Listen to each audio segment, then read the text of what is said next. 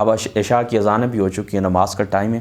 یہ حضرت مقدام ابن مادی کرب بکسر راہ، ٹھیک ہے، یہ صحابی رسول ہیں، کندہ قبیلے سے آپ کا تعلق تھا، حمص میں سکونت اختیار کی اور کندی وفد میں آئے تھے۔ آپ شامیوں میں شمار ہوتے ہیں، آپ کی احادیث بھی اہل شام میں مشہور ہیں، اور 87 ہجری کے اندر شام کے اندر 91 برس کی عمر میں آپ نے وصال فرمایا تھا۔ اب یہاں پر اس حدیث پاک کے اندر حضور نے کیا فرمایا؟ اللہ تعالیٰ نے مجھے قرآن عطا کیے اور اس کی مثل یعنی حدیث پاک عطا کی۔ تو احادیث کی قرآن کے ساتھ حضور علیہ الصلوۃ والسلام نے جو مماثلت بیان فرمائی ہے، تو یہ کس چیز میں مماثلت ہے؟ یہ اس چیز میں مماثلت ہے کہ دیکھیں جس طرح جبریل علیہ السلام قرآن لے کر نازل ہوئے، بالکل اسی طرح حضور علیہ الصلوۃ والسلام کی ذات مقدسہ کے اوپر حدیث پاک لے کر نازل ہوئے۔ اب اس بات کو آپ سمجھ گئے نا؟ جس طرح قرآن لے کر نازل ہوتے رہے، اسی طرح حدیث پاک لے کر بھی نازل ہوتے رہے۔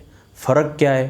فرق یہ ہے کہ جو قرآن ہے اس کی تلاوت کی جاتی ہے، یہ وحی مطلع ہے، اور جو حدیث پاک ہے یہ وحی غیر مطلع ہے۔ وحی مطلع جس کی تلاوت کی جائے، اور وحی غیر مطلع جس کی تلاوت نہ کی جائے، تو حدیث پاک کی تلاوت تو نہیں کی جاتی۔ اللہ اکبر۔ اب آپ بات کو سمجھ جا رہے ہیں، کوئی مشکل بات تو نہیں ہے نا؟ اور اس کو وحی خفی بھی کہتے ہیں حدیث پاک کو، یعنی قرآن پاک وحی جلی اور حدیث پاک وحی خفی ہے۔ تو اس میں کوئی مشکل بات نہیں ہے، اور یہ بات یاد رکھیں کہ محدث دہلوی صاحب رحمۃ اللہ تعالی علیہ، آپ نے مدارج النبوت جو آپ کی کتاب ہے اس کے اندر آپ نے لکھا ہے کہ آقا علیہ الصلوۃ والسلام کے پاس جبریل علیہ السلام 24,000 مرتبہ آئے ہیں۔ کتنی مرتبہ؟ اب قرآن کی کتنی آیتیں ہیں؟ اگر وہی قول مشہور لیے جائے 6266، میرے نزدیک تو یہ ٹھیک ہے، مستند یہ، لیکن 6666 والا قول لیا جائے تو ہر ایک آیت بھی ایک آیت بھی لے کر آئے نا جبریل علیہ السلام، حالانکہ پوری صورتیں بھی نازل ہوئی ہیں، پوری صورتیں نازل ہوئی ہیں، 60 آیتیں ایک وقت کے اندر نازل ہوئی ہیں۔ تو 6666 اگر قرآن کی آیتیں تسلیم آپ کریں نا، تو ہر دفعہ ایک آیت کے ساتھ بھی جبریل آئیں تو کتنی بنتی ہیں؟ ان کا آنا کتنی مرتبہ بنتا ہے؟ 6666 مرتبہ بنتا ہے، لیکن 24,000 مرتبہ آئیں جبریل علیہ السلام۔ تو اس کا مطلب ہے پھر کچھ اور بھی لے کر آتے رہے۔ کیا لے کر آتے رہے؟ حدیث پاک لے کر آتے رہے۔ ٹھیک ہے، سمجھ گئے نا؟ تو اس میں بھی کوئی کسی قسم کی مشکل بات نہیں ہے۔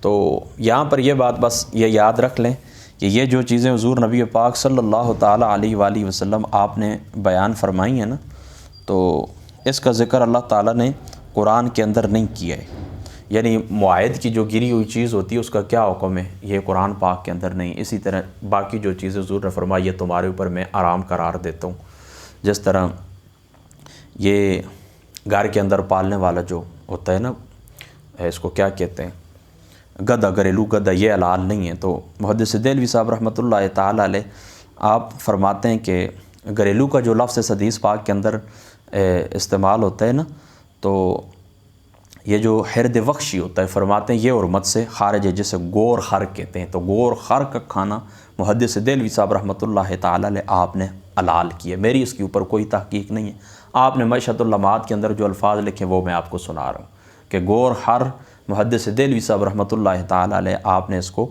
حلال لکھا ہے کہ یہ بالکل ٹھیک ہے، اس کو کھانا چاہیے۔ تو دیکھیں نا، یہ چیزیں وہ ہیں کہ جو اللہ تعالیٰ نے قرآن کے اندر ان کو حکم بیان نہیں کیے، بلکہ آقا علیہ الصلوۃ والسلام آپ کی ذات اقدس نے بیان فرما۔ تو یاد رکھیں کہ حضور علیہ الصلوۃ والسلام کی 2 حیثیتیں، ایک حیثیت بحیثیت شارع، شریعت کو گڑھنے والے، شریعت کو بیان کرنے والے، شریعت گر، شریعت بنانے والے، یعنی جس چیز کو حلال کہہ دیں وہ حلال، جس چیز کو حرام کر دیں وہ حرام۔ ایک ہے نا اللہ تعالیٰ نے جس چیز کو حلال اور حرام قرار دے دیا، وہاں پر تو بات ہی ختم ہو گئی۔ اور دوسرا وہ ہے کہ جو چیزیں اپنی اصل کے اوپر مباح ہیں، یہ بات آپ نے یاد رکھنی ہے، اللہ نے ان کو حکم بیان نہیں کیا، تو حضور نبی پاک صلی اللہ تعالیٰ علیہ وآلہ وسلم اپنے اختیار سے ان کو حلال کے ساتھ منسلک کیے یا حرام کے ساتھ منسلک کیے۔ تو یہ حضور علیہ الصلوۃ والسلام شارع یعنی شین الف را اور عین، شارع شریعت گر، شریعت بنانے والے، اپنی زبان اقدس سے جس چیز کو حرام کہہ دیں وہ حرام اور جس چیز کو حلال کہہ دیں وہ حلال۔ اور دوسری حیثیت حضور علیہ الصلوۃ والسلام کی شارع ہے، شین الف را اور ہا، شارع شرع کرنے والے، بیان فرمانے والے۔ تو اب یہ مثال جو حدیث پاک ہو گئی نا، یہ کس کی مثال ہے؟ شارع کی، شریعت بنانے والے، کہ حضور نے فرمایا کہ یہ چیزیں میں تمہارے اوپر حرام کرتا ہوں۔ اب شارع شرع فرمانے والے، یہ کس طرح؟ بخاری شریف کے اندر آتا ہے نا کہ جب اللہ تعالیٰ کا یہ حکم ہے نا، قرآن کے اندر آتا ہے نا، کلوا واشربوا حتی یتبین لکم الخیط الابیض من الخیط الاسود من الفجر ثم اتموا الصیام الی اللیل ولا تباشرون وانتم عاکفون فی المساجد۔ یہ جو اللہ تعالیٰ فرماتا ہے نا، اس وقت تک کھاؤ پیو کہ جب سفید ڈورے سے کالا ڈورا جدا نہیں ہو جاتا، سفید داغے سے کالا داغا جدا نہیں ہو جاتا۔ یہ جس وقت بیان فرمایا نا اللہ تعالیٰ نے، تو ایک صحابی رسول تھے، نام ابھی ان کا میرے ذہن کے اندر نہیں، یہ کتاب الصوم بخاری شریف کے اندر یہ روایت موجود ہے۔ تو انہوں نے اس طرح کیا نا کہ رات کو تکیے کے نیچے داغے رکھ دیے، دو سفید بھی اور ایک سادہ، یعنی سفید ایک داغا رکھ دیا اور دوسرا بلیک رنگ کا۔ تو وہ فرق محسوس کرتے رہے کہ یہ ان کا سفید اور کالا ہونا کس وقت تک مجھے معلوم ہوگا۔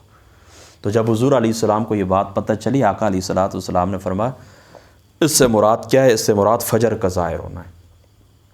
اس سے مراد کیا ہے؟ یعنی دیکھیں نا، بلیک جو ڈورا ہے نا، کالا جو داغا، اس سے مراد رات ہے، اور جو سفید داغا اس سے مراد کیا ہے؟ فجر ہے۔ اس سے کیا مراد ہے؟ فجر ہے۔ تو دیکھیں نا، حضور نبی پاک صلی اللہ تعالیٰ علیہ وآلہ وسلم، آپ کی ذات اقدس نے اللہ تعالیٰ کے حکم کی شرع کو بیان فرمایا، ٹھیک ہے؟ تو حدیث پاک سے یہ بات واضح ہو گئی۔